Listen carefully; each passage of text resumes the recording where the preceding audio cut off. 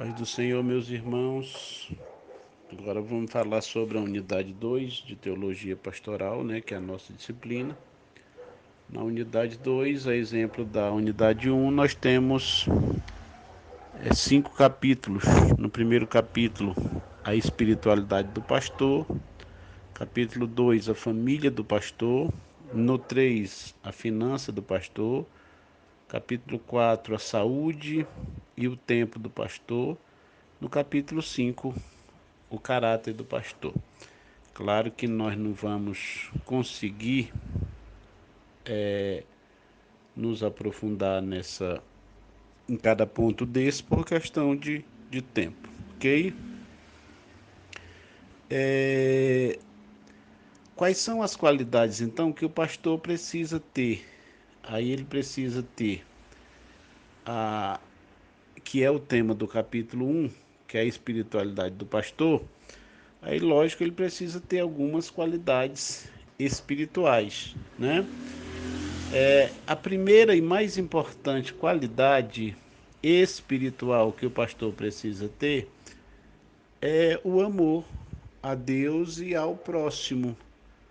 Lembrando que quando a gente fala de amor é muito complicado, porque falar de amor é fácil, viver o amor é difícil. É difícil por quê? Porque quando nós amamos quem nos ama, isso é mais fácil ainda.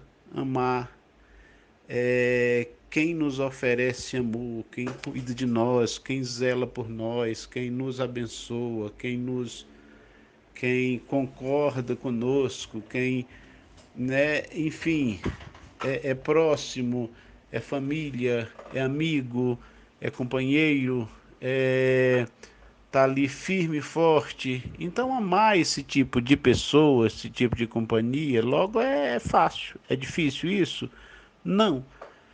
Agora, quando a gente tem a obrigação de amar e amar de verdade as pessoas que nos fazem mal, aos inimigos, é, nós temos que amar os inimigos. Na verdade, Jesus diz que amar a quem nos ama é de fato muito fácil. Agora, amar aos que nos aborrecem, perdoar quem nos causou mal, desejar o bem a quem luta dia e noite para nos prejudicar, isso é fácil? Não, não é. Qualquer pessoa que tenha um entendimento disso, ele vai concordar que não é fácil. Agora, não é fácil, mas é possível. Então é preciso que haja, primeiro, propósito de amar. Se não tiver propósito de amar, a pessoa não vai conseguir amar a ninguém, muito menos aos inimigos, né? Aos que nos causam mal. É, como que eu vou conseguir amar uma pessoa que me prejudica sem eu propor? Como que eu vou perdoar sem eu propor, sem eu ter a intenção, sem eu querer? Esse propor tem a ver com a sua vontade. E como que você vai executar essa vontade se Deus não derramar amor no seu coração? Na verdade, amor é a primeira qualidade espiritual que um líder precisa ter. Como é que alguém pode liderar um grupo se ele não amar esse grupo? Como é que ele pode ser o cabeça desse grupo, ser o líder, ser o pastor de uma igreja se ele não amar essa igreja? Como ele pode ser professor de uma classe se ele não amar aos alunos? Por isso, né? E o mais importante de tudo, de todo o sentimento cristão, de todo o propósito cristão, de toda a obra de Deus, nada, absolutamente nada, vai se comparar ao amor. Por isso ele ser tão exigido, né? E de que forma devemos amar? Devemos amar de verdade, do fundo do coração, com inteireza, com integridade. Na verdade, a Bíblia vai orientar a amar ardentemente, querer o bem das pessoas, imaginar, desejar, trabalhar para que as pessoas sejam beneficiadas, sejam abençoadas. Então é preciso ter um amor verdadeiro, um amor ardente, senão isso não será possível, né? Lembrando que amar, inclusive naquele grupo onde nós lideramos, as pessoas que nos amam, que têm consideração, ainda é mais fácil. Mas amar o opositor, a pessoa do contra, aquele que faz questão de se levantar contra você. Como lidar com isso? Se não tiver amor, eu diria que é praticamente impossível. Por isso, o amor precisa estar, sem a menor sombra de dúvida, em primeiro lugar. O bem que nós podemos fazer, que nós devemos fazer, o motivo para fazer esse bem deve ser o amor. Aí nós temos outras qualificações espirituais que esse pastor precisa ter, né? Além dessa, falando dessa espiritualidade do pastor, além do amor, ele precisa ter fé. Como é que o pastor vai ensinar fé se ele não a tiver?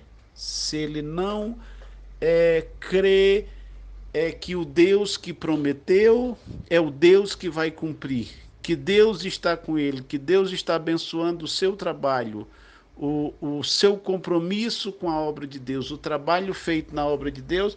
Como é que esse líder vai falar para os seus liderados a respeito de fé se ele não tiver essa certeza, essa convicção de que Deus irá abençoar e cumprir as promessas que fez? Então, fé é outra qualidade que faz parte da espiritualidade do pastor e que ele precisa ter. Não é isso? É outra qualidade. Temor de Deus. Ele precisa temer a Deus? Sim, ele precisa temer a Deus. Se ele não conseguir temer a Deus, ele não irá em nenhum momento, em momento algum, afastar-se do mal. O mal que já nos atrai constantemente, dioturnamente, o mal peleja para nos atrair, uma das coisas que nos afasta do mal, de toda espécie de mal, é o temor de Deus. Lembra que muitas vezes nós deixamos de fazer alguma coisa de errado, deixar de cometer algum pecado, por quê? Porque o temor de Deus está no nosso coração e nós sabemos que Deus, né, conhece todas as coisas, sabe de todas as coisas, conhece as tentações pelas quais passamos. Ele é o Deus que, quando ele vê a fé e o temor que o líder tem dele, fé nele, temor dele, então naturalmente ou automaticamente ou, ou com certeza, melhor dizendo, Deus vai conceder a esse líder força para ele poder vencer todas as suas pelejas, sabendo que Deus está vendo tudo e que, como conhecedor de todas as coisas, é interessante que ele use o temor para afastar-se do mal. Uma outra qualidade que faz parte da espiritualidade do pastor, a santificação. Aí a gente questiona o que é santificação. Santificação é pagar preço? Não. Santificação é jejuar? Não necessariamente. Santificação é orar? É consagrar? Não necessariamente. É preciso que eu entenda que na santificação, é alguma coisa que eu coloco como meio de me santificar, não necessariamente é a santificação. É, se eu faço uma coisa que eu proponho como santificação, mas essa coisa que eu proponho ela é baseada na minha vaidade, no meu, no meu ego, ela é fundamentada no que eu e no que eu simplesmente quero, é, baseado simplesmente no meu esforço, eu não vou conseguir a santificação almejada. Eu preciso entender que santificação, ela primeiro, ela parte de Deus. Ou seja, é Deus quem te santifica. Se Deus não te santificar, você jamais poderá, inclusive, praticar a santificação. Então, o primeiro ponto, quando se fala de santificação, que precisa ser entendido, é isso, tá? Que a santificação, primeiro, ela faz parte da salvação e ela é efetuada por Deus na vida do crente. E a partir desse momento, o crente que foi justificado, regenerado, justificado, santificado, aí ele passa a praticar essa santificação ao Senhor. Uma coisa que vai definir, na verdade, santificação é o seguinte: é um estilo de vida pautado na palavra de Deus. É a palavra de Deus que vai conduzir a essa pureza da alma e do espírito, que é propriamente dita a santificação. Então, a santificação é quando eu abro mão de toda forma de pecado, quando eu rejeito, quando eu, tendo sido santificado por Deus, aí sim eu uso elementos como a oração, como o jejum, como auxílio à santificação. É uma coisa que vocês sabem que eu bato sempre é naquela questão de que a pessoa, por fazer jejum 30 dias, fazer um propósito com Deus 30 dias, aí ela acha que aquela santificação a dignifica para receber as bênçãos de Deus. Opa! Santificação, na verdade, quando eu proponho santificação, é porque eu quero obedecer o que a Bíblia diz, do que a Bíblia me diz, tá? Então, a santificação, ela não passa, na verdade, de uma obrigação. E quando eu cumpro uma obrigação, que mérito eu tenho por isso? Zero, nenhum. Tenho mérito nenhum. Então, a santificação, inclusive, ela irá glorificar a Deus e nunca a pessoa que a pratica. Ok?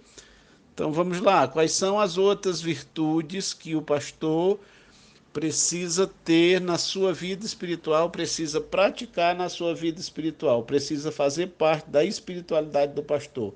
Aí nós temos ainda, né? Oração, vigilância e jejum. Oração, gente, a definição clássica de oração é o quê? É falar com Deus. É aquele momento em que você expõe a Deus, né? Normalmente falando a sua petição, o seu pedido, o que você quer receber, é através da oração que você agradece pelo que ele tem dado. Enfim, a oração ela é indispensável nesse processo de espiritualidade do líder.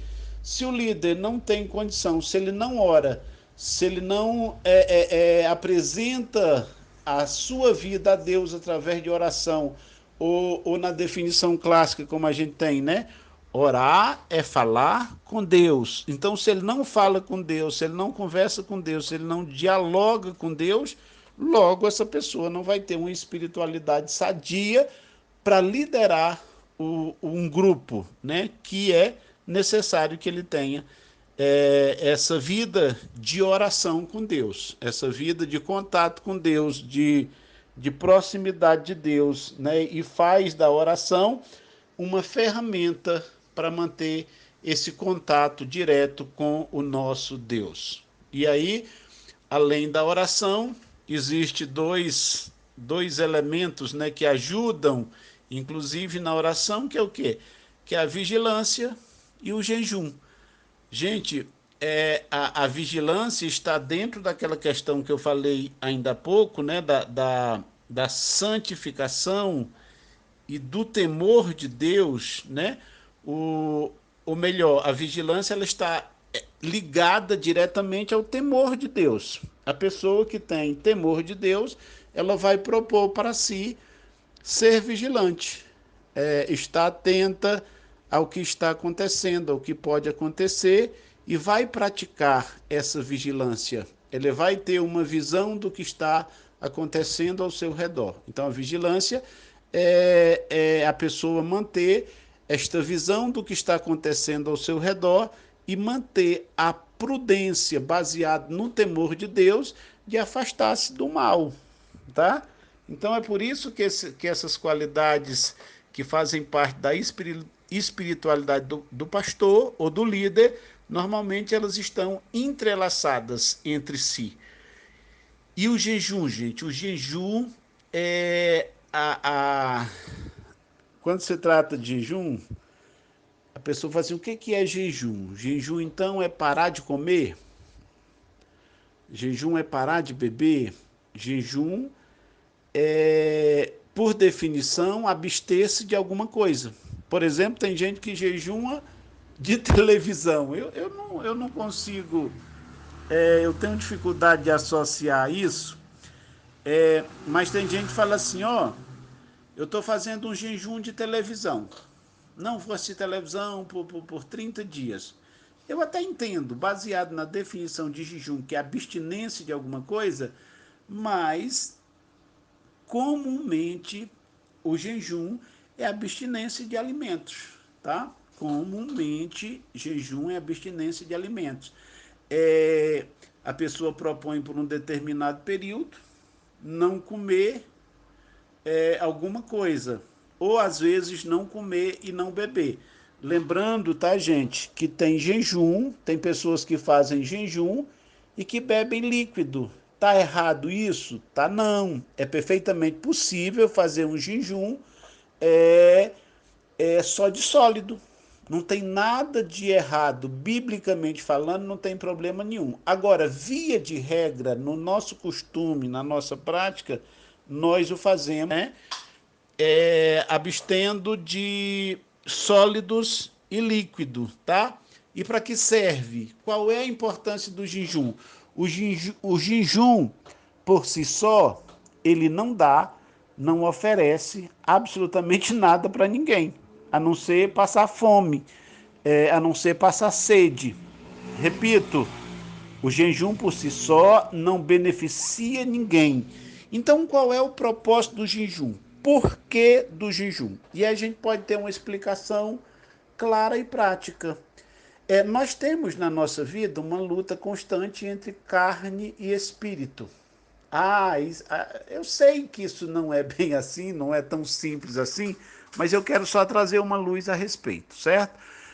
Se eu tenho a luta constante entre carne e espírito e, e algo como a santificação, como a oração, como a vigilância, como o temor de Deus, fortalecem o espírito, né?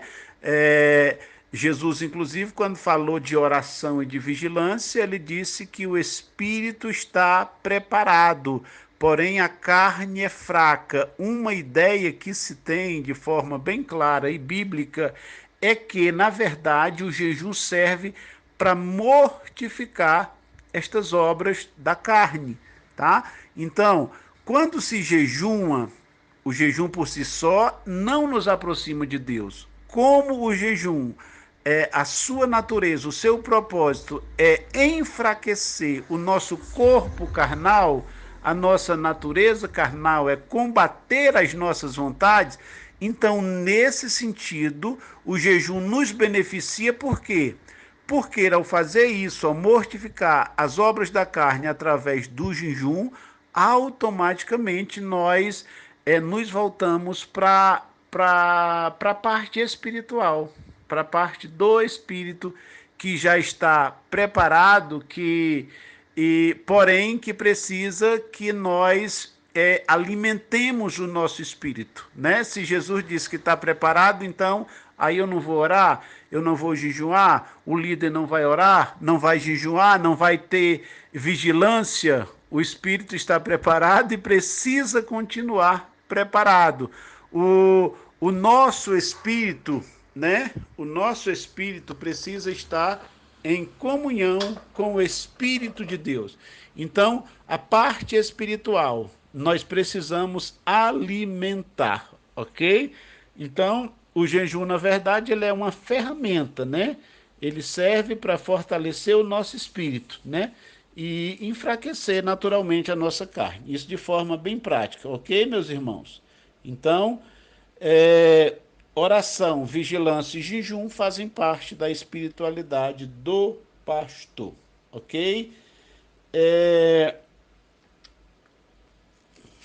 Então, outra coisa que o pastor precisa ter, né, como condição espiritual, o líder precisa ter e precisa fundamentar a sua vida nas escrituras sagradas. Ele precisa ter a sua fundamentação na Bíblia. É o que a Bíblia diz que precisa nortear a vida do pastor. Então, por conta disso, ele precisa meditar nas Escrituras. O que significa meditar?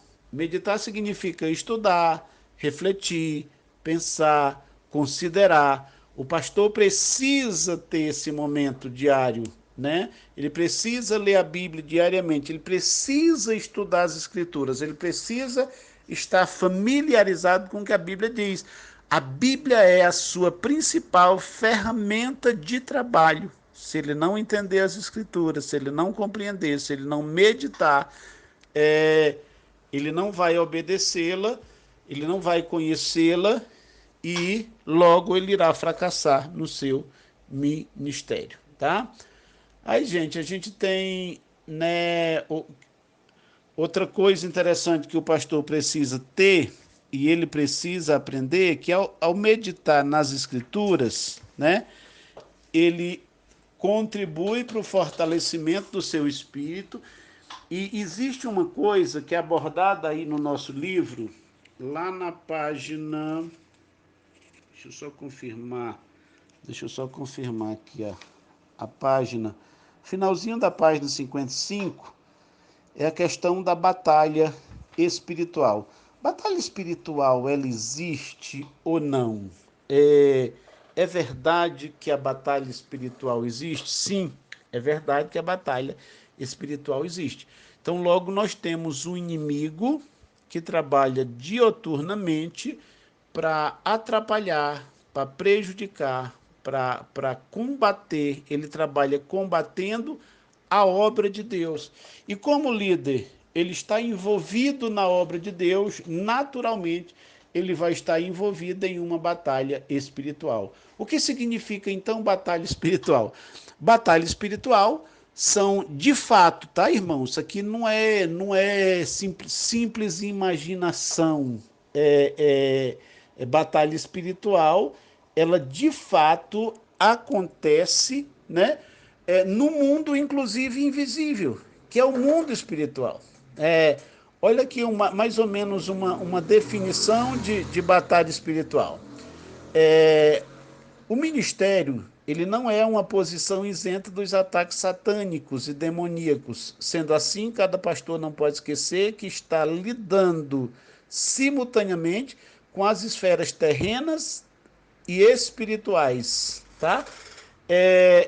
Então, eu preciso entender que essa batalha espiritual, ela está acontecendo, né? Quando a gente observa, claro que aqui nós já até discutimos sobre isso, sobre essa questão de batalha espiritual, e quando a gente observa que o diabo e Satanás foi até ao céu para acusar o servo de Deus, no caso eu estou citando Jó, o que estava acontecendo ali naquele momento? O que acontece naquele momento? Eu posso citar isso como sendo parte dessa batalha espiritual, tá? Dessa batalha que está acontecendo, Jó sabia que isso estava acontecendo? Não, mas o relato bíblico deixa claro que esta batalha espiritual, ela existe. Paulo vai falar que a nossa luta não é contra carne e sangue. Ó, lembra que eu falei ainda há pouco que nós temos uma luta de contra carne e espírito, né? O espírito precisa ser fortalecido, a carne precisa ser mortificada, tá? Isso é uma batalha que nós temos. Agora, a batalha espiritual, ela normalmente acontece no mundo espiritual. Não temos que lutar contra carne e sangue, mas sim contra poderes espirituais. É basicamente isso que Paulo diz. E nas regiões celestiais, ou seja, essas batalhas espirituais, elas estão acontecendo, tá? Então aí eu posso citar referência para depois, eu não vou ler, tá? Mas eu posso citar referência que falam dessa batalha espiritual. Daniel capítulo 10, o versículo 13, Zacarias no capítulo 3, o versículo 1 e 2, e fora outras referências, né? Como Pedro, 1 Pedro, capítulo 5, versículo 8 e 9. Então, são referências à batalha espiritual. Quando a Bíblia diz assim, que o diabo ele ruge como leão, andando ao derredor do crente, buscando a quem possa tragar, então esse versículo vai estar naturalmente falando de batalha espiritual. Ok? Deixa eu andar aqui, gente, senão eu não... Ainda temos outras, né, qualificações, além da batalha espiritual. É importante, é importantíssimo que o pastor, que o líder também seja um adorador. É, o pastor, ele não ensina, o pastor não ensina sobre adoração, ele adora, ou melhor, ele não simplesmente, ou não ensina sobre adoração apenas, ele é um adorador consagrado ao Senhor e o guia de adoração da igreja. Se o pastor, se o líder, ele não adora, como é que ele vai ensinar a igreja a adorar? Então é necessário que ele seja um adorador, tá? E ao ser um adorador, ele promova nos seus liderados algo indispensável que é o avivamento espiritual. E avivamento espiritual, gente, não é simplesmente manifestação de dons, tá? Avivamento espiritual, dentre outras coisas, é o desejo de querer servir a Deus fielmente. Isso é o avivamento espiritual. O avivamento espiritual é a pessoa se voltar para Deus com temor, com amor, propor servi-lo e obedecê-lo. Esse é o verdadeiro sentido de avivamento espiritual. Ok? Eu vou mandar um outro vídeo do capítulo 2, tá bom? Muito bem, meus irmãos, eu vou ver se esse sai mais curto. Sobre a família do pastor, no capítulo 2. Só lembrando que eu estou na unidade 2, né? E, e já falei sobre a espiritualidade do pastor, até porque estamos falando na unidade 2 da vida pessoal do pastor. Capítulo 1 falamos da espiritualidade do pastor e no capítulo 2 a família do pastor. Quando a gente fala de família do pastor, a gente fala de esposa e filhos. Deixa eu ler algumas coisinhas aqui para eu poder fazer um comentário. Vamos lá. O pastor, então, ele é um líder familiar. Está aí na página 61. Pastor, líder familiar. Olha, eu vou ler isso aqui e depois comentar, ok? O pastor, como pai, tem a árdua tarefa de conduzir a família no temor do Senhor. Isso é um primeiro ponto. Segundo ponto, a administração do lar permite que o líder da família seja exemplo, estabeleça limites e regras domésticas, sempre com o auxílio da amada esposa. Vou ler aqui mais duas coisinhas importantes. O pastor não pode permitir que suas atividades pastoral o transformem num pai ausente e irresponsável. E a última coisa que eu vou ler é essa, tá? Pelo menos nesse ponto. Ao pastor não convém ser ditador dentro de casa por causa da cobrança dos crentes. Então vamos lá. Informações importantes. Primeira, o pastor, e é o que está em destaque aí, ele é o líder. Então, o pastor não cabe simplesmente ser um ditador. Dizer assim, ó, vocês têm que fazer por quê? Porque quem manda aqui sou eu. Isso não é papel de líder. Eu na primeira, salvo engano, no primeiro áudio sobre essa matéria, eu fiz questão de definir líder, porque, como eu disse, eu estou falando pastor como líder e de outros líderes, tá? Então, a liderança, o assunto aqui que eu estou tratando com os irmãos, não é simplesmente teologia pastoral, ou seja, não é a pessoa do pastor e o que a Bíblia diz a respeito dele. Eu estou tratando de liderança, e o que a Bíblia diz a respeito de liderança. Logo, o pastor, como um líder da igreja, ele primeiro precisa ser um líder da sua própria família. Agora, ser líder é influenciar, ser líder é fazer com que as pessoas façam o que precisa ser feito, o que você quer que seja feito, por serem influenciadas e não por serem obrigadas a isso. Então, ao pastor não cabe, em hipótese nenhuma, nunca ser um ditador. É porque os crentes dizem assim, os filhos do pastor, eles precisam ser exemplo. Precisam. Mas todo crente também precisa. Não são só os filhos do pastor que precisam ser exemplo. O filho do porteiro, o filho de qualquer crente, a esposa de qualquer crente precisa ser exemplo. Logo, o pastor não pode se tornar um ditador porque existe essa cobrança por alguns membros de sua igreja. E existe, não existe?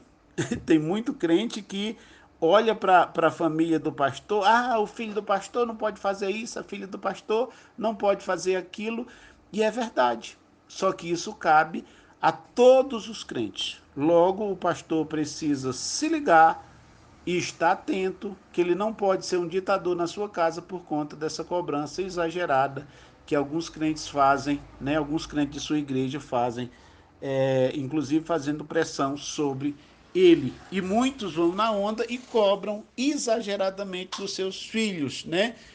E acabam provocando a ira dos seus filhos. E aí surge um problema grande, tá, meus irmãos? Que eu acho que muita gente conhece. Alguém conhece filho de pastor desviado? A maioria dos filhos de pastor que se desviam, sabe por que ele se desvia? Porque ele foi criado na base de taca. Não vai para a igreja? Peia. Fez isso? Peia. Fez isso outro errado? Taca. Entende? Aí esses princípios que são estabelecidos pela palavra de Deus. Quando eu tratei de qualificações espirituais, eu falei que o mais importante é o amor. Aí, partindo do ponto de que ele ama a obra de Deus mais do que a sua família, o que é um erro, grosseiro inclusive, tá? Aí ele não lidera, melhor dizendo, a sua família, ele se torna um ditador na sua família. A esposa não pode errar nunca, os filhos estão proibidos de errar, e ele, ao perceber que o filho, que a esposa erraram, ao invés dele influenciar como líder para que esses filhos e essa esposa mudem de atitude, não, ele simplesmente impõe, ou pelo menos quer impor. E isso não funciona. Isso já é provado que causa prejuízo, principalmente aos meninos, aos filhos. E aí, quando o filho de um pastor que foi criado na base de taca, ou foi criado por um ditador, quando ele cresce, a primeira coisa que ele faz, se desviar da igreja. Como consequência, ele fica com ódio, com raiva de Deus e da Bíblia. E às vezes até da igreja. Por quê? porque a imagem de Deus que o seu pai, que era para ser um líder, passou, foi de um Deus horrível, um Deus que com ele escreveu, não leu, o pau comeu. Ou seja, o pastor falou da severidade de Deus, mas não falou do amor de Deus. Eu aqui não quero dizer que os pastores têm, não, tudo é o amor de Deus, só o amor de Deus. Não, precisa ser falado da justiça de Deus. Agora, precisa que o pastor ame os seus filhos, ame a sua esposa, cuide de ambos. Para quê? Para que ele possa ensinar a palavra de Deus com amor, para que ele possa corrigir os filhos com amor, para que ele possa ser um líder da sua casa e ser respeitado por filhos e esposa e não ser temido. Ele precisa ser respeitado como um líder, porque o pastor precisa se comportar de maneira que o seu filho diz assim, ó, o meu pai é o meu herói. O meu pai é um homem que eu vejo nele exemplo a ser seguido. O pastor tem essa obrigação, isso não é bondade dele, não. Então, o que o filho vê às vezes no pai? Vê a imagem de um ditador, assim, Deus me livre e guarde de eu me tornar uma criatura dessa. Como é que esse pastor vai ser líder de sua família? É impossível que ele o faça, porque ele tem a obrigação de conduzir a família no temor do Senhor e administrar esse lar como esse líder, sendo exemplo para essa família. É claro que às vezes ele carece de estabelecer limites, sim, tá certo? Mas ele precisa entender que ele é um líder e não um ditador, tá? E outra coisa que ele precisa aprender é estar presente na vida da família. O pastor nunca pode nada quando se trata de filhos e de esposa. Que história é essa? Como é que funciona isso? Se ele não pode não estar presente na vida de um filho, como é que ele vai estar presente na vida de uma ovelha quando precisar? E se for, está errado. O seu primeiro pastoreio deve ser na sua casa. A família do pastor precisa ser também pastoreada por ele. Então é preciso que ele entenda isso, tá? Tem alguma coisa aí sobre o casamento do pastor, liderança, submissão, amor, reverência, entrega santa e afetiva, unidade, intimidade, governo, monogamia, satisfação sexual com entendimento, indissolubilidade, consentimento mútuo, honra e pureza. São muitas questões que, naturalmente, meus irmãos, não vai dar para eu tratar dessas questões aqui, ok? É, então, deixa eu andar aqui, ok? É, Sete espertos de sedução também, eu não vou falar, aí eu quero falar dessa parte aí, tá? A esposa do pastor. Como é que a esposa do pastor deva ser tratada? Como é que a esposa do pastor deva tratar o marido? Como esse parágrafo está na página 63, a esposa do pastor 2.3, deixa eu voltar um pouquinho na página 62, tem uma questão que eu até já coloquei no nosso grupo de debates, que uma aluna do nosso curso, né? Eu acho que está o áudio lá, vocês vão ouvir a nossa conversa, tá? Porque tem um parágrafo aqui, eu vou até ler esse parágrafo, vou voltar um pouquinho na página 62, para depois abordar essa questão da esposa do pastor. Até porque, de forma bem particular, nesse ponto, esposa do pastor, vai falar mais de como ela deva ser tratada. Mas eu quero misturar os assuntos e abordar logo essa questão de como a esposa deva tratar o esposo, como a esposa do pastor deva tratar o pastor e como os filhos devam tratá-lo. Aí surgiu a questão, tá? É o segundo parágrafo. Eu vou ler aqui umas linhas para vocês pegarem. Antes do 2.2, o casamento do pastor, esse último parágrafo aí. Aos que dizem que os filhos do pastor não podem chamar o pai de pastor dentro de casa, apenas de pai. Porém, aqui vai um conselho, tá? Esse conselho é do nosso comentarista, tá, gente? É do escritor do nosso livro. Não é recomendável fazer essa separação. Em se tratando de ministério pastoral, os filhos e a esposa precisam respeitar o líder da casa como marido e pai, como marido, pai e pastor, simultaneamente. Embora seja o mesmo homem, possui três atributos relevantes. Alguns filhos e esposas têm dificuldade de chamar o marido e o pai de pastor. Todavia, principalmente na igreja e perante o rebanho, o líder da casa deve ser chamado de pastor. É por falta dessa compreensão que alguns filhos de pastor desrespeitam o pai dentro da igreja e na frente dos irmãos. Eu vou inclusive repetir aqui o que eu disse, porque a pergunta da irmã foi: então eu só posso chamar o meu marido de pastor. E eu falei para ela o seguinte: minha filha, você chama seu marido de meu bem, de meu preto, de meu querido, de meu dengo, do que você quiser. O marido é seu e ninguém tem nada a ver com isso. E essa recomendação aqui escrita no nosso livro, como que eu vejo? Eu simplesmente vejo, eu particularmente não concordo com essa visão do nosso comentarista, ou do nosso escritor. Eu acho que ela traz para uma coisa muito formal, sabe aquela, e a esposa e a família, ela tem intimidade, ela tem proximidade que não pode ser quebrada. Na verdade, se essa intimidade, se essa proximidade for quebrada, eu acho que aí sim causa prejuízo. Vejam bem, uma coisa é o desrespeito, tá? Desrespeito não se admite. A esposa do pastor tem que respeitar ao seu marido, que é seu pastor, como seu marido e como seu pastor. Naturalmente, ela precisa respeitar. Ela não pode, em hipótese nenhuma, abrir mão desse princípio. Isso é um princípio, tá? Aliás, se ela pegar só a condição de marido, ela já lhe deveria, por isso lhe deveria respeito. Os filhos, da mesma forma. O filho é o quê? Como é que ele tem que tratar o pai? Com respeito. Agora vejam bem, como isso traz esse parágrafo que eu li, que é tratado aqui na página 62, né? Para mim, como ele trata de uma forma muito formal, tá?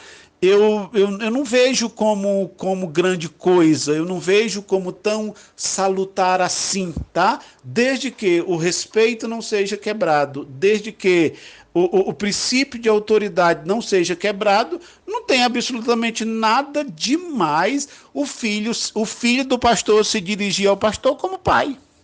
Imagina o filho chamando assim: ô pai, não, me respeita que eu sou o teu pastor. Isso não tem, para mim, eu não vejo nem cabimento nisso, tá? Então eu repito, é minha opinião. Eu, João Batista, penso assim: é uma formalidade desnecessária. Se for observado o respeito da esposa em relação ao marido, dos filhos em relação ao pai, e lembrando que esse respeito precisa ser mútuo. Eu tenho minhas filhas, as minhas mais velhas têm mais de 20 anos. Não vou revelar a idade das meninas, não, mas já passaram de 20 anos. Então, as minhas filhas, praticamente todo dia, eu abraço e beijo as minhas filhas e digo que amo e a trato como minhas filhas e elas me tratam, me respeitam como pai delas. Isso para mim me basta, isso para mim é suficiente, isso para mim é necessário, isso para mim, João, isso é indispensável, tá? Uma coisa que eu não admito, em hipótese nenhuma, né? É o desrespeito. As minhas filhas, para vocês terem uma ideia, baseada até nessa opinião minha, as minhas filhas sempre foram incentivadas por mim a questionarem comigo quando elas achassem que eu estava errado. Mas não pode por quê? Que argumento ridículo é esse que eu tenho, que eu não posso convencer as minhas filhas a não ser na marra? Não, eu tenho o meu argumento com as minhas filhas, precisam convencê-las, se for o caso. Se não for o caso, elas podem também, têm o direito de me convencer com o argumento delas. Tem problema isso? Não vejo, nunca vi e duvido que verei. Tá certo? Porque são questões, a questão mais importante para a família é ela ser unida. É o pai respeitar os filhos. Lembram que incentivo as minhas filhas a discutirem comigo? Eu já digo para elas de forma taxativa, só não permito o desrespeito. Em hipótese nenhuma, nem discuto o desrespeito, eu não permito. O desrespeito eu terminantemente proíbo. Agora, a discussão, argumentar e reclamar por uma coisa que acha que está errado, repito, eu não só aceito, como eu incentivo, tá? Então, irmãs e irmãos, filhos, maridos, precisamos entender isso. O relacionamento familiar, ele é baseado no respeito. É o respeito que vai que vai dar direção, é o respeito que vai dar fundamento para esse relacionamento familiar. O respeito do marido para com a esposa, do pai para com os filhos, dos filhos para com os pais, da esposa para com o marido e por aí segue. O respeito é que rege. Sem o respeito, não existe a menor possibilidade de dar certo, ok? Lembrando que nesse particular, como a irmã tinha entendido, e ela me questionou, eu divergi do comentarista aqui da forma que ele abordou, tá certo? Então, para fechar essa questão de como os filhos e esposa devam tratar o marido, na minha visão, é sempre com respeito. Chamando de pai. Ah, mas não pode chamar de pastor? Pode, gente, eu não estou falando isso. Eu estou falando que eu não vejo é aquela obrigatoriedade, aquela formalidade. Para mim não soa bem, tá? Mas, enfim, a discussão, eu vou findar por aqui essa discussão, até porque a gente pode discutir mais a fundo no nosso grupo, ok, gente? Então tá, a esposa trata com respeito, o filho trata com respeito e marido trata com respeito, tá? Aí nós temos sobre a mulher do pastor. A mulher do pastor, ela precisa entender que o seu marido tem um ministério e ela precisa colaborar com esse ministério, tá certo? Valorizar o seu pastor como pastor. Vamos voltar àquela parte lá. E por isso que eu citei o respeito. Aí imagina, o pastor está dirigindo um culto de doutrina, de ensinamento. Aí o pastor fala de um determinado assunto e a esposa se levanta e diz assim, olha fulano, isso aí está errado, viu? Você está ensinando errado. Olha, gente, que grau de desrespeito inaceitável. Entendeu? Então, a mulher precisa entender que ela é uma colaboradora, uma auxiliadora indispensável para o ministério do seu marido. Por isso que ela tem que tratar como respeito. Ah, mas ela achou que o pastor exagerou na palavra que ele estava trazendo. Então, depois ela chega e diz, ou trata como ela o chama, meu bem, meu amor, olha, eu acho que isso que você falou, na minha opinião, não é bem assim. Mas ela deixa para tratar essa questão em casa, entre os dois, tá? Não estou dizendo que a mulher tem que concordar com o que foi dito. Eu preciso que vocês me entendam isso, tá bom? Ou me entendam nisso. Eu estou dizendo que ela, ainda que ela não concorde naquele momento com o que o seu marido diz, ela precisa respeitar e depois, inclusive, conversar com ele, inclusive chamar a atenção dele, se for o caso. Ok, meus irmãos? Então, o que é... deixa eu ler esse trechinho aqui, ó. Ser esposa de obreiro demanda sacrifício que, na maioria das vezes, não é visto, nem valorizado pela igreja local. Pois, sobre a esposa pesa a cobrança de ser boa dona do lar e boa cooperadora do ministério do marido. Aquilo sobre o que eu já falei. Como mulher, a esposa do pastor deve ser tratada com honra e afetividade pelo esposo. E também, gente, ser tratada respeitosamente pela igreja. A igreja deve tratar a mulher do pastor com mais devido respeito. Aí nós temos aí, gente, a mulher virtuosa, né? Lá de Provérbio 21. Aí nós temos muitas qualidades da mulher virtuosa na página 64. O nosso escritor faz aí uma lista e comenta sobre cada virtude, né? É como confiável, benigna, disposta, cuidadosa do lar, e aí vai, e aí segue, tá? Eu não vou falar de cada uma dessas, porque senão a gente não termina hoje, ok? Os filhos do pastor, sobre os filhos eu já falei, né? O respeito é palavra-chave. Então, os filhos do pastor sempre têm que respeitar o ministério de seu pai, tá? E por último, tá? Eu quero falar sobre como que o pastor trata os familiares. E na verdade aproveito para estender isso para crente, outros crentes, né? Como vocês sabem, eu sou fotógrafo e eu já tive a oportunidade de ir numa festa de bodas de brilhante, inclusive para fotografar essa festa na ocasião. É uma festa rara porque se trata de 50 anos de casados e é rara porque é difícil você achar casais que completem 60 anos de casados, né? Normalmente eles vão ter entre 80 e 90 anos cada cônjuge e por isso a dificuldade.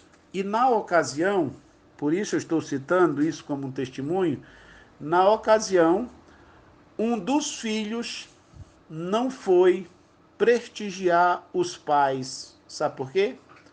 Porque ele era crente. Aí, como ele era crente, ele não podia se misturar com o mundo. Então, há essa confusão quando se trata de parentes do pastor, de parente dos crentes, de parente dos líderes, há essa confusão. Peraí, gente, eu posso ir numa festa do meu irmão que não é crente? Ué, o que me impede? Qual é o problema? Gente, Jesus, uma coisa que Jesus ia com frequência era a festas.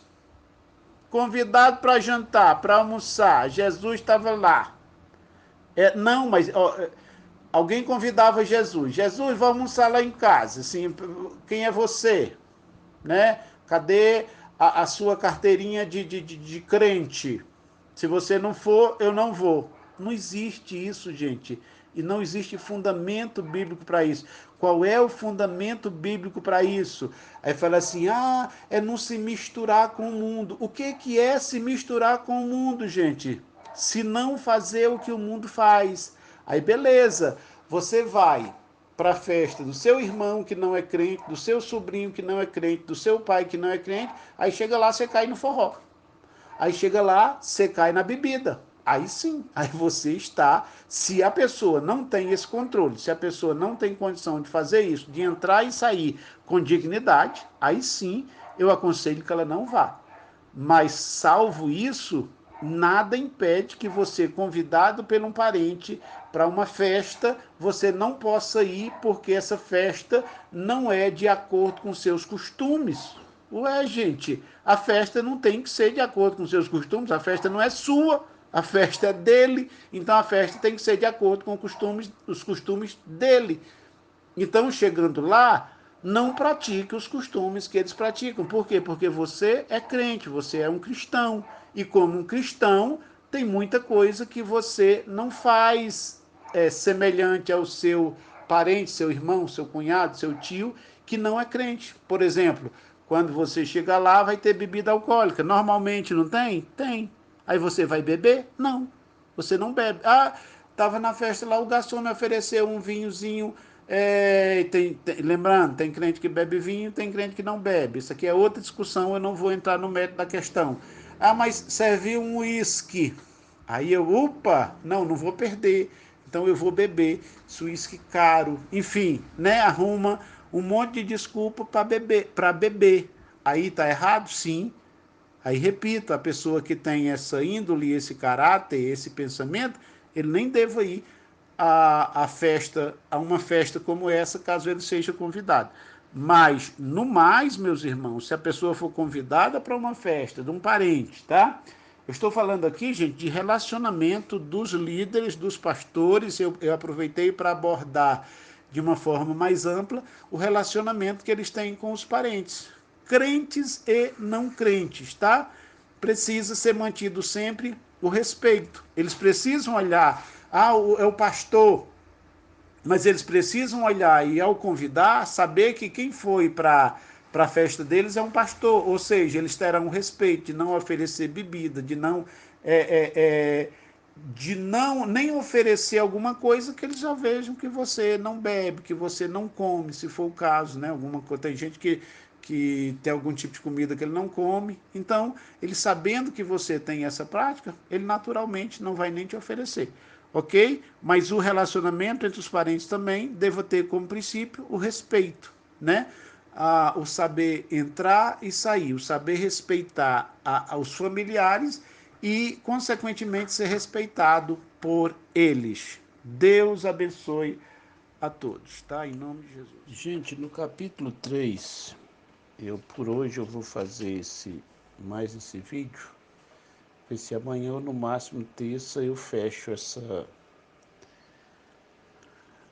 Vai estar atrasado, que eu era para encerrar hoje, mas estou fazendo basicamente um áudio para cada capítulo, por isso estou me estendendo um pouquinho, tá?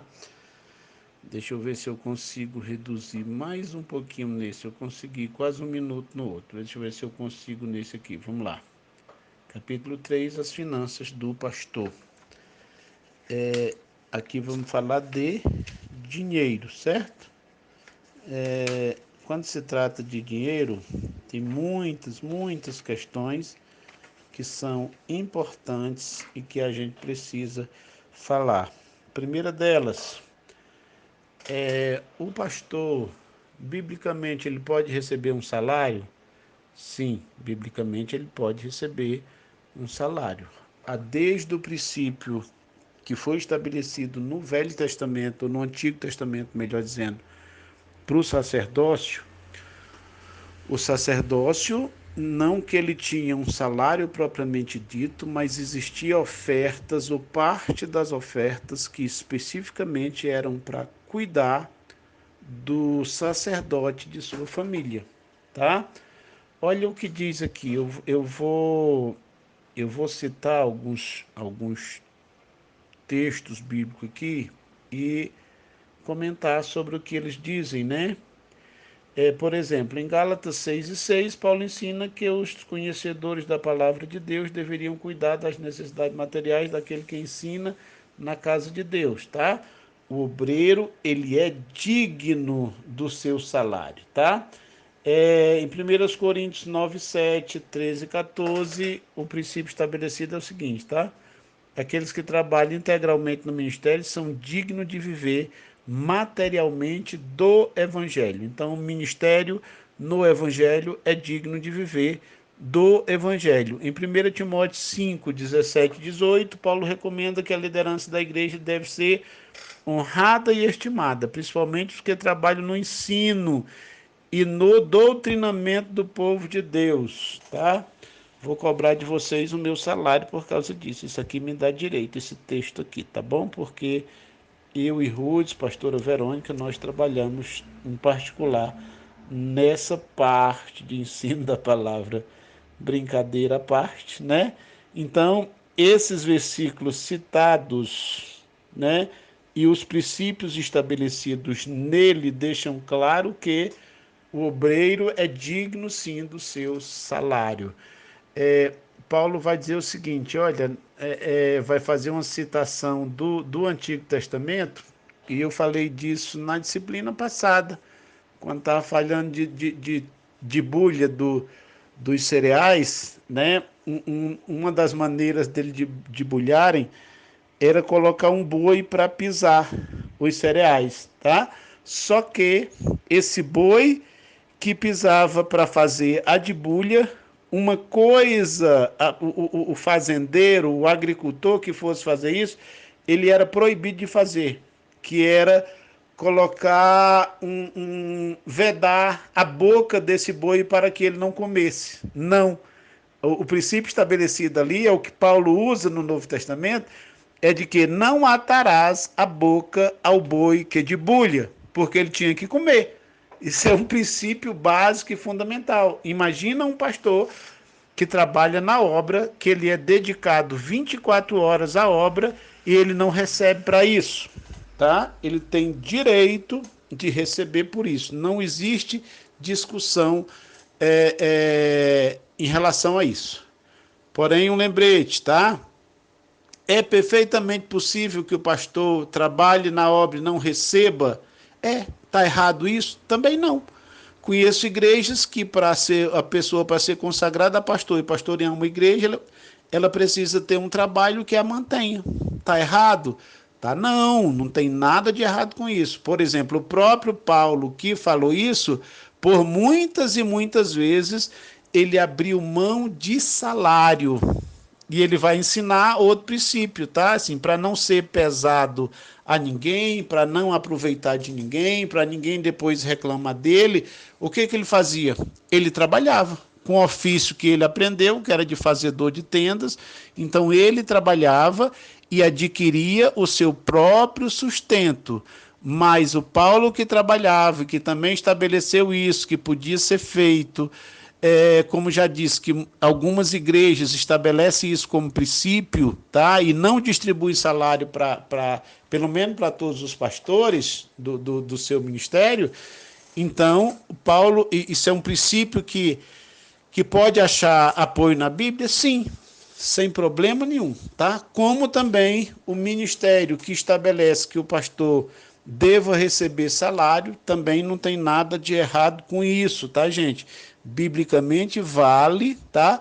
E o obreiro, sim, é digno do seu salário, tá? Principalmente os que pastoreiam, os que trabalham, né? Lidando com o ensino, lidando com o pastoreio, lidando com o povo, se dedicando ao povo, esse líder, esse obreiro, esse pastor, ele é digno do seu salário, tá bom? Tem a questão do dízimos e ofertas aqui, eu vou pular essa questão por ele dar... É uma discussão muito abrangente, tá? A discussão é a seguinte, eu vou só dar uma pinceladinha aqui rapidinho. Hoje dízimo, se dá dízimo hoje ou não, né? Aí tem aquela velha questão, né? Não, o correto hoje é não dar dízimo. Tá errado a igreja estabelecer não dar dízimo hoje? Não vejo com essa dificuldade toda. Ah, mas o dízimo é um princípio bíblico, tá errado dar dízimo? Não, de forma nenhuma. Então, é uma regrinha basicamente como a anterior, tá? Onde igrejas estabelecem que o pastor não vai receber salário da igreja, né? Ele tem que ter um emprego para sustentá-lo, tá? E igrejas que pagam o salário ao pastor para ele se sustentar e sustentar a sua família, eu acho que vale aqui. Não, tu fala assim, não, gente, hoje nós vamos fazer diferente, tá? Eu sei de igrejas, por exemplo, americanas, como é que elas fazem? Elas fazem o seguinte, tá? Elas chegam no mês de janeiro, aí eles apresentam o quê? Uma planilha. Baseado em quê? Baseado nas despesas e baseado no número de membros. Como é que funciona essa planilha? Funciona da seguinte forma. O, alguém colocado pela liderança, né, faz esses cálculos, alguém que entende do assunto, é claro, né? Assim, quanto é que a igreja vai gastar com o salário do pastor? X. Com o plano de saúde do pastor? X. Com o carro do pastor? X. Com o tesoureiro? X. Com o secretário? X. Com o zelador? X. Água, luz, telefone? X. Reforma da igreja? X. Aí vamos lá, né? Juntou lá. A igreja vai gastar nesse ano 500 mil ou 200 mil dólares. 200 mil dólares. Aí, assim, quantos membros nós temos? Membros, naturalmente, que contribuem, né, gente? Membro que contribui. Porque é um princípio fundamental, gente. Qual é? É que o membro, ele tem compromisso financeiro com a obra. Ele precisa contribuir financeiramente com a obra. De alguma forma, ele precisa contribuir. Porque tem gente que fala assim, ah não, gente, os pastores cobram dízimo porque são ladrão. Beleza, só que ele esquece que quando ele vai para a igreja e ele vai cantar um hino, tocar um violão, fazer uma pregação, ele usa o quê? Ele usa o templo, ele usa o microfone, ele usa o som, ele usa a energia, ele usa tudo que requer dinheiro para ser mantido, ou para ser comprado e para ser comprado e mantido. Então, logo, a pessoa que age dessa forma, diz assim, não, eu não vou na onda do pastor de dizimar, porque o pastor está querendo roubar. Ele precisa ter essa consciência, né? Se o pastor for ladrão, ele também o é, né? Porque está usufruindo de uma coisa que ele não arca com um centavo e que demanda, e que é despesa e que demanda dinheiro, que precisa de dinheiro para ser custeada. Então é preciso que tenha esse entendimento, ou seja, que a manutenção de uma igreja, ela depende de dinheiro. O governo mantém uma igreja, gente? Não. Quem é que mantém a igreja? São os membros dessa igreja. Sempre foi assim, desde o princípio da igreja, a igreja foi mantida por ela mesma. E ela mesma significa dizer que ela é mantida pelos crentes, pelos seus membros e congregados, por quem congrega, por quem frequenta. São essas pessoas que mantêm a despesa dessa igreja. E essa despesa, naturalmente, pode estar incluído o salário do pastor. Não tem nada de errado com isso. Sim, voltando para fechar o exemplo, né? Então vamos lá. A igreja lá nos Estados Unidos, ela faz esse tipo de orçamento e aí ela apresenta no começo do mês, né, ou no final do ano, assim, ó, a despesa desse ano será de 200 mil dólares. Aí assim, quantos crentes que contribuem tem? Ah, tem 100 crentes que contribuem. Eu estou falando isso só para facilitar aqui a minha conta. Então, cada crente nesse ano contribuirá com 2 mil dólares. Está errado isso, gente? Não. Por exemplo, é dito aqui no nosso livro que o dízimo ele é 10%. Tá? Eu preciso lembrar o seguinte, tá? Existem igrejas, e por isso eu dei esse exemplo, que não consideram o dízimo necessariamente 10%, tá? E sim uma contribuição que vai servir para manter a obra de Deus. Desculpa, porque esse, na verdade, é o princípio, tá? Aí você pode, não, mas é 10%. Beleza, que seja, facilita a contribuição. Nada de errado com isso. Mas vamos que aqui na igreja, o Ministério Gênesis, a pastora Verônica, resolvesse chegar no final do ano e fazer isso. Aí era preciso fazer o seguinte, tá, gente? Lembrando que a pessoa tem que contar com o contribuinte o ano todo, tá? No exemplo que eu dei, os 2 mil dólares que caberia a cada cliente, eles poderiam ser dados de uma vez ou poderiam ser dados, por exemplo, 200 por mês, tá? Durante 10 meses, ele daria 200. Aí, no quinto ele deixasse de dar, saísse da igreja, fosse para outra igreja, o que aconteceria com esse orçamento? Ele estaria furado. Aí os outros já teriam que arcar né, com essa despesa, porque a despesa foi calculada, tá certo? Então, o Ministério de Gênesis poderia estabelecer assim, gente, a despesa do ano será X, 300 mil reais, e aqui tem 100 crentes que contribuem, então cada crente contribuirá com 3 mil reais por ano. Lembrando, gente, isso é só um exemplo, um chute, Não sei se chega a isso, se chegaria a isso, caso a pastora Verônica e o pastor André resolvessem seguir o exemplo dos Estados Unidos. E se algum membro deixasse de contribuir? Perdeu o emprego, entendeu? Então, essa funcionalidade pode não ser, ou pode não ter essa praticidade toda. Poderia ter essas complicações? Sim, poderia ter essas complicações. Então, hoje as igrejas aqui no Brasil, as igrejas brasileiras, normalmente elas adotam o quê? Tá? Ele incentiva o pagamento, a entrega ou a entrega do dízimo, tá? E aí esse dízimo, conforme o valor que entra, é que é administrado, tá? Não, esse mês deu 50 mil reais, então esses 50 mil reais vai ser administrado, tá? Algumas igrejas, o pastor administra esses 50 mil reais a seu bel prazer. Algumas igrejas existe um conselho que faz isso. O tesoureiro, na verdade, já tem autoridade para ter esse controle. O pastor só recebe o salário dele, que é o método que eu defendo, tá? A maneira de dinheiro que eu defendo é o seguinte: é que a igreja tenha um tesoureiro e esse tesoureiro tenha autonomia com o dinheiro. O que significa isso? Significa que o tesoureiro é quem vai pagar o salário do pastor, as despesas da igreja e liberar para os investimentos que forem necessários. Repito, gente, esse é o método que eu defendo. Não estou dizendo que todo mundo tem que seguir esse método, não, absolutamente. Eu não estou ensinando isso, por favor, tá?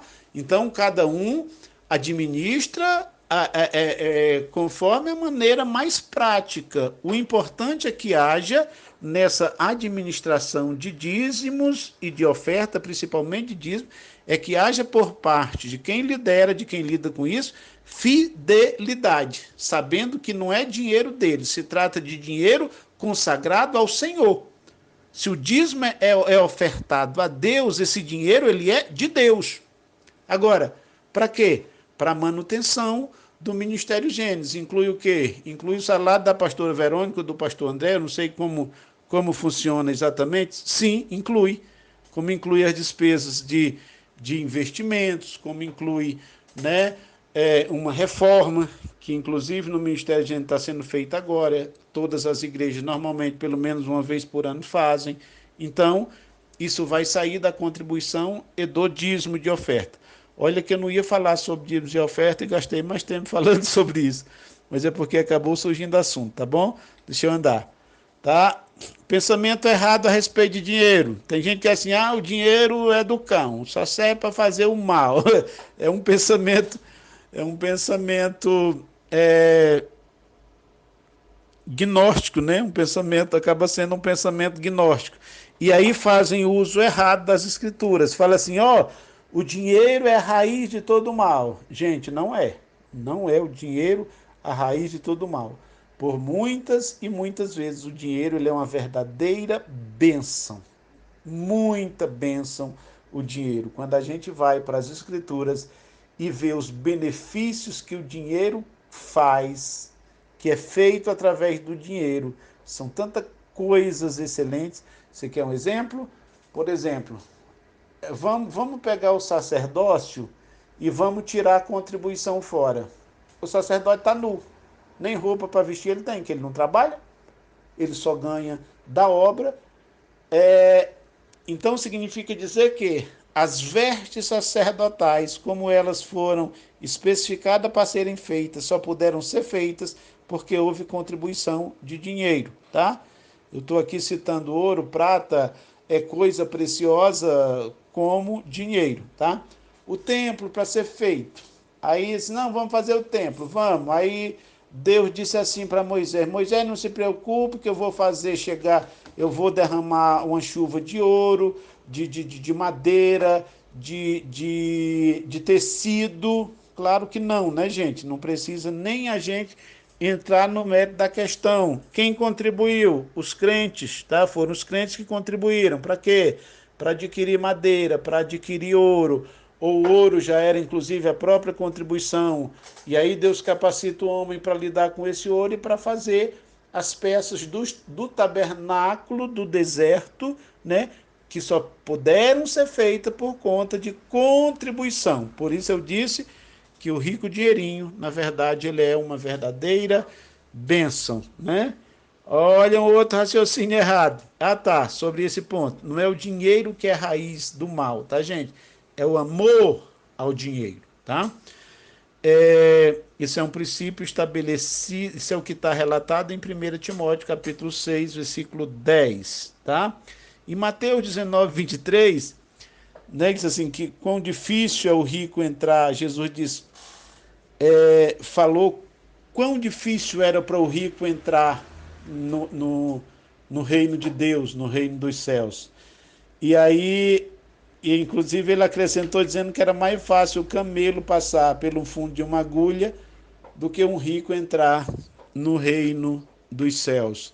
E aí os seus discípulos, até interessados no assunto, perguntaram, mas senhor, então se é assim desse jeito, quem se salvará? Né? Se é assim desse jeito, no exemplo que Jesus deu, um camelo passa pelo fundo de uma agulha? Não, gente. A linha tem que ser proporcional ao buraco do fundo da agulha para ela poder passar. Naturalmente, um camelo não passará nunca. E aí Jesus aproveita para esclarecer que a salvação, na verdade, é um milagre de Deus e que o homem não tem interferência, ok? E aí existe um outro conceito errado, um outro pensamento errado a respeito do dinheiro, né? Além desses dois que eu já citei, é o seguinte: então se dinheiro é maldição, se rico não entra no reino do céu, então o crente tem que ser pobre. Não, natural, não tem nada a ver uma coisa com a outra. Ou, não, então, se dinheiro é bênção, se rico não tem nada a ver com salvação, pode ser rico e pode ser salvo. A própria história, o mundo bíblico acaba apresentando isso. Aí a gente teria que negar a salvação de muitos homens do passado que foram ricos, teríamos que negar a salvação de muitos homens hoje que são ricos. Então não tem nada a ver uma coisa com a outra. A salvação é que Deus oferece ao pecador, seja ele rico ou pobre. Voltando à questão, então o crente não pode ser pobre? Ué, o que tem, se não tem nada a ver uma coisa com a outra, logo ser pobre ou ser rico não é uma questão atrelada à salvação. Mas é, porque a teologia da prosperidade vem dizendo o seguinte, se você for pobre, Deus não está com você. E isso aqui, como dá pano para manga, é um assunto que vai longe, assim, o que tem a ver uma coisa com a outra, tá? Isso é uma visão distorcida, é perfeitamente ser pobre e ser crente, como é perfeitamente possível ser rico e ser crente. Eu preciso desvincular as duas coisas e saber que eu estou tratando de questões diferentes, tá? E esse é um pensamento errado a respeito do dinheiro, né? A riqueza e a pobreza atreladas à salvação. Isso já é um pensamento errado a respeito, acerca do dinheiro. Ok? O problema, nós temos pecados relacionados ao dinheiro? Nós temos muitos, né? Muitos. A ganância, a cobiça, né? O olho mau, o olho gordo, como se chama, né? O roubo ou o furto, o empréstimo, a dívida, a inveja. Mas o mais comum deles é o quê? É a avareza. O que é a avareza? A avareza é exatamente esse voltar-se para o dinheiro como sendo a coisa mais importante, ou seja, é fazer com que o dinheiro assuma o lugar de Deus na vida de qualquer pessoa que coloca o dinheiro como mais importante. Essa pessoa ela é considerada como um avarento, uma pessoa que ama ao dinheiro. O dinheiro está em primeiro lugar e o dinheiro não pode estar em primeiro lugar em nossas vidas, senão nós vamos compreender isso de forma errada e nós vamos viver de forma errada e nós vamos praticar esses pecados, né? Que estão atrelados a essa condição financeira ou a questão do dinheiro, ok? Aí beleza. Então, para finalizar esse capítulo, aí o que temos que fazer? tá? Existem pessoas, eu vou falar agora de planejamento financeiro. Existem pessoas que são totalmente descontroladas quando a questão é planejar a vida financeira. São raras as pessoas que não têm um problema nesse particular, tá? Por quê? Primeiro porque eu vou me incluir nesse falta de planejamento, né, financeiro. Nós temos aquela mania de achar o seguinte: não, Deus deu, hoje, amanhã ele vai dar mais. Ótimo, não tem nada de ruim você pensar isso. Só que Deus pode ter te dado hoje para quê? Para você planejar e imaginar o seguinte: olha, gente, tu vai comer hoje, vai. Amanhã tem que comer de novo, viu? E amanhã você não trabalha. Amanhã é sábado, ou amanhã é domingo, ou amanhã é feriado, você não trabalha, só que você tem que comer também. Tem um mês de dezembro, ali do dia 20 ao dia 1º você não trabalha, mas você tem que comer também. Então, gente, essa questão de aprender a planejar, eu acho que é uma coisa que a gente tem que se ligar nisso. Aprender a planejar. Planejar guardar um dinheiro para essa despesa, para esse dia onde você não vai trabalhar, é uma necessidade recomendada, inclusive, com princípio bíblico, tá? Você quer ver um princípio bíblico em relação a planejamento? Jesus diz que quem vai fazer uma construção, ele não faz na marra, ele não faz, não, vou começar a construção e Deus proverá. Não. O princípio que Jesus estabelece ali é o seguinte: comece tendo condição de terminar. Beleza, não, eu vou gastar 50 mil na base de uma casa, mas a base de uma casa não é a casa. Tu vai fazer a base, vai morar na base? Não. Tu tem que levantar, fazer a estrutura, levantar as paredes, colocar lá, se for o caso, ou colocar a cobertura e fazer o acabamento para você poder morar. E para isso você precisa... Por isso que eu digo que isso é um princípio, tá? E esse princípio tem a ver com o quê? Com planejamento, tá? Eu calculo quanto que eu vou gastar. O professor Hudson, ele é um especialista nesse particular, ele é um construtor, né? Ele trabalha com isso todos os dias, praticamente, apesar de ser um policial, mas ele é muito dessa área da construção. Então ele vai entender perfeitamente o que eu lembrei aqui, que foi o que Jesus estabeleceu. Se o Russo vai fazer um prédio, aí o que ele faz? Ele tem que mandar fazer o projeto, aí tem que ver quantos sacos de cimento, quanto ferro, e todos os materiais que ele vai gastar. Aí, depois que ele vê esse material, ele calcula que esse material vai custar X, né?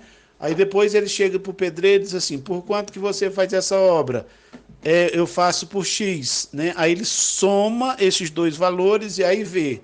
Aí ele vê o que ele tem em caixa e assim, opa, vai dar para eu fazer.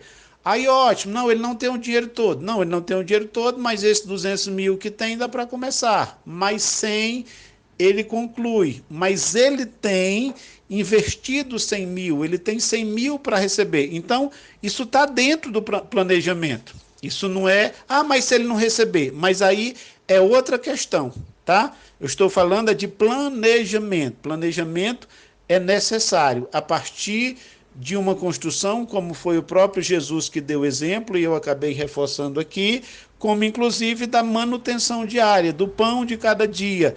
É importante que eu tenha condição de entender que nunca deva ser eu gastar tudo o que eu ganho, porque isso está errado, vai dar errado, tá? Então o correto é que se eu ganhar 1.000, eu gaste sempre menos que 1.000. Para quê? Para ter a condição de arcar com a despesa no dia que eu não ganhar 1.000, tá? E isso pode ser vários dias, né? Ou seja, trabalho no dia, alguns dias eu não irei trabalhar, ou não terei renda. Isso acontece, no meu caso, comigo que sou autônomo e com muitos irmãos que são autônomos, mas acontece até com quem tem salário. Quem tem salário, chega o mês que ele sai de férias. Ele recebe o dinheiro de férias, mas ele vai ficar 2 meses sem salário. Então ele precisa planejar. O planejamento é necessário, ok? Que Deus abençoe. Sobre o dinheiro e parte financeira, ainda dá muito pano para manga, mas depois a gente discute a respeito disso. E tinha a intenção de fazer o vídeo mais rápido, mas acabou saindo mais longo que os outros. Mas ficou pertinho, tá? Deus abençoe. Amanhã ou até terça, como disse, eu posto o último vídeo, eu vou ver o último áudio, eu vou ver se eu faço um resumindo para eu consigo fazer um dos dois capítulo para já fechar, e essa semana já dá prosseguimento na unidade 3, ok? Meus irmãos, fiquem na paz, Deus abençoe. Paz do Senhor, meus irmãos. Agora vamos falar sobre a unidade 2 de Teologia Pastoral, né, que é a nossa disciplina. Na unidade 2, a exemplo da unidade 1, nós temos 5 capítulos. No primeiro capítulo, a espiritualidade do pastor. Capítulo 2, a família do pastor. No 3, a finança do pastor. Capítulo 4, a saúde e o tempo do pastor. No capítulo 5, o caráter do pastor.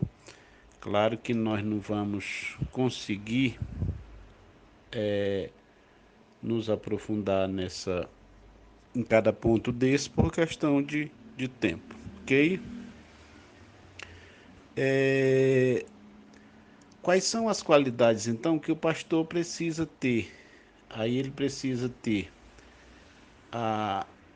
que é o tema do capítulo 1, que é a espiritualidade do pastor. Aí, lógico, ele precisa ter algumas qualidades espirituais, né? A primeira e mais importante qualidade espiritual que o pastor precisa ter